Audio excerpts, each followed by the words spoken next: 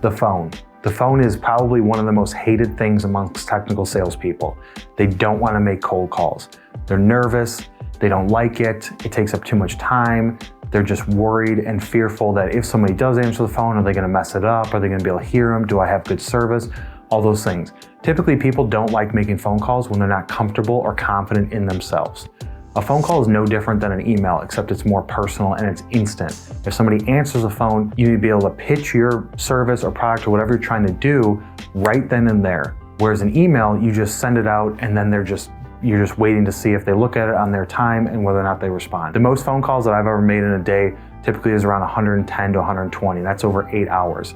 Out of those 110 to 120 phone calls a day, back when an agency that I owned used to do this as a service for clients, we were making about 150 phone calls a day for the client. What we've seen through all that data and data that I've compiled is about 77% of the time you're going to leave a voicemail.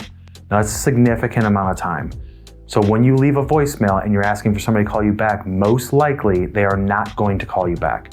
Now, why aren't they going to call you back? Because they either 1, don't want to be sold to, 2, forgot about it, 3, never checked their voicemail, or 4, just don't have time. If they don't have time to call you back, you need to put the ownership of trying to get in front of them on yourself. Leave a voicemail, yes, because you never know, somebody might call you back. And it's worth it for them to know that you called. Because if you're calling on their desk line, they're not going to necessarily have the caller ID or be able to see who called, and they don't know who you are and they just see a random number. So letting them know that you tried to reach out to them by leaving a voicemail, but instantly after that, you need to be able to send them an email. And you may be saying, I don't have their email address.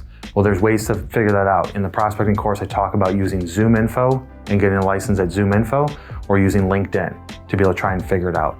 So you need to try and send them an email. If you don't have their email address, you don't want to pay to have it or anything like that, that's fine.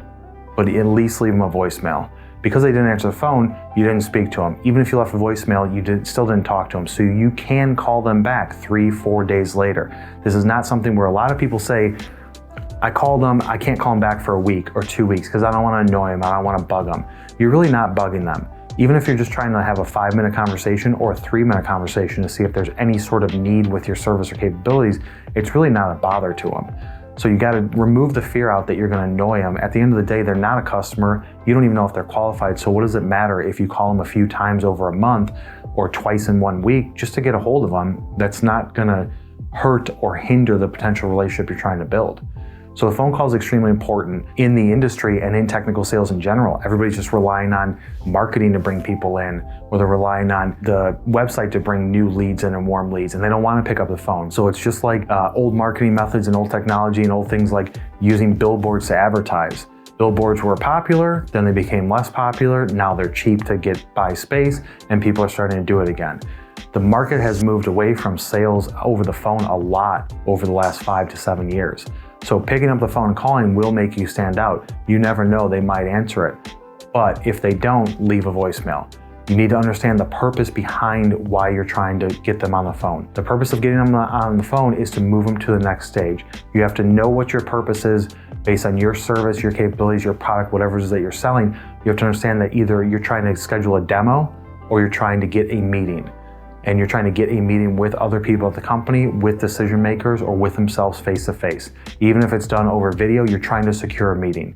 So the purpose of the phone call is just a high level qualification. You're just trying to say, hey, I work for this company, we do these things. What's the top 3 issues that you have in your supply chain? Is this something that would be interested about talking about further in a meeting? Do you have a need for a supplier of X, Y, and Z? Are you guys currently exploring opportunities, ways to reduce your A, B, C, whatever it is? You just have to ask a couple of key questions to get them to say yes or no. And great, I don't want to take up a lot of your time, so when works best for you? Does Tuesday at 4, next Thursday at 5, whatever it is, you're trying to schedule that meeting while they're sitting there, either on their phone, in front of their computer, at their desk, whatever environment they're working in, you're trying to secure a meeting with them on the phone. That's the next step. Now, if your next step is a demo, maybe you can give the demo to them right then and there. Maybe you're selling software or a security suite or something like that, and you're like, hey, I could demo you right now. If you have 5 minutes, if you have 20 minutes, I can show you right now what it looks like. And then we say, yeah, you know what? Right now is a great time. I don't have anything to do. I just got out of a meeting and I would like to look at this, or I've been thinking about this, or I've looked at your competitors. I would love an opportunity to take a look at your product. That could happen. It doesn't happen often, but it could. And if it does, you better be ready. So the number one goal is to secure a meeting or a demo. If it comes up that they say, I want to have a demo now, you need to be prepared. If they say, you know what, give me your presentation right now, you need to have that ready. Don't assume that that won't happen. It's not going to happen likely and often, but it could happen. And if it does, you better be ready, because you don't want to say, oh, I don't have time right now, I'm doing my calls, I can do it in 3 hours. You got them on the hook. Try and qualify them, get them to that meeting, get it scheduled or have it right now, and then just focus on qualifying them, not closing.